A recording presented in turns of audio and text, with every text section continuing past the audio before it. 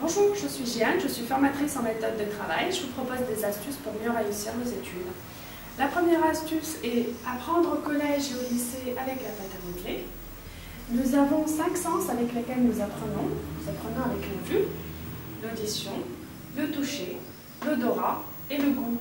Au collège et au lycée, vous utilisez principalement la vue et l'audition, et accessoirement le toucher. La vue et l'audition.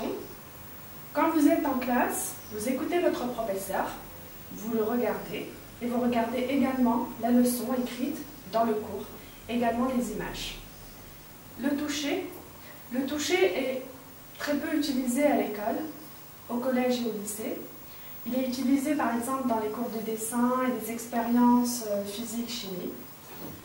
L'odorat et le goût ne sont pas du tout utilisés dans les écoles classiques, et sont par contre utilisés dans les écoles d'œnologie, le vin, la cuisine, etc.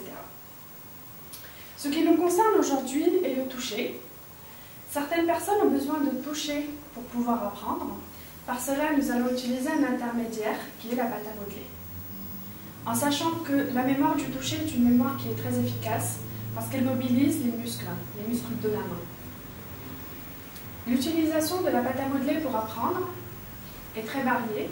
Vous pouvez l'utiliser pour apprendre vos leçons de français, l'anglais, géographie, mathématiques et d'autres matières. C'est à vous après d'innover et d'imaginer les différentes utilisations possibles. Alors, si on voit l'utilisation possible de la pâte à modeler pour apprendre, on va commencer par le français. Si on désire apprendre un mot difficile à écrire, dont l'orthographe est un peu difficile, on peut utiliser la pâte à modeler. Là, par exemple, nous avons parallélipède. Comme vous le remarquez, on a mis les deux L de parallélipède en rouge, exprès pour pouvoir s'en souvenir. Vous avez également une utilisation en anglais. Pour apprendre un mot en anglais, vous pouvez mettre l'image du mot et le mot écrit en anglais. Là, en ce qui nous concerne, c'est maison. Donc on a mis l'image de maison et on a mis le mot écrit en anglais à côté. Bien évidemment, vous n'utiliserez pas la pâte à modeler pour apprendre tous les mots, uniquement ceux dont il vous paraît indispensable de faire avec la pâte à modeler, donc qui sont difficiles. Alors, passons à la géographie. La géographie, vous pouvez apprendre à utiliser donc, la pâte à modeler en géographie.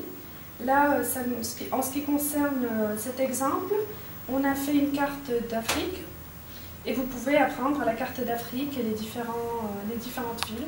Là, par exemple, se trouve telle ville, là, il y a telle ville et là, il y a telle ville. Passons après aux mathématiques. Vous pouvez faire vos exercices de mathématiques avec la pâte à modeler. Par exemple, pour faire un exercice de théorème de Pythagore avec le triangle, rectangle, vous pouvez utiliser la pâte à modeler. Plutôt que d'utiliser une feuille et un stylo, vous pouvez faire des expériences avec la pâte à modeler, faire vos exercices directement avec vos mains et utiliser la pâte à modeler pour cela. Vous pouvez faire la même chose pour les théorèmes de Thalès ou tout autre exercice de mathématiques qui nécessite de la géométrie. Bien évidemment, vous n'utiliserez pas la pâte à modeler à l'école, au collège ou au lycée, parce que c'est mal vu. Pourtant, vous l'utiliserez à la maison parce que c'est une mémoire des muscles qui est très importante et qui est très intéressante. Et vous verrez que vous réussirez à mieux mémoriser avec la pâte à modeler. Alors, vous avez plusieurs modèles de pâte à modeler, plusieurs couleurs. Vous pouvez utiliser toutes les couleurs que vous voulez. Si vous n'aimez pas trop la pâte à modeler, vous pouvez utiliser également toute autre structure malléable, notamment l'argile. Ça vous permettra de mieux mémoriser parce que vous mémoriserez avec vos muscles. Donc, comme vous avez vu, la pâte à modeler nous sert à apprendre toutes les différentes matières.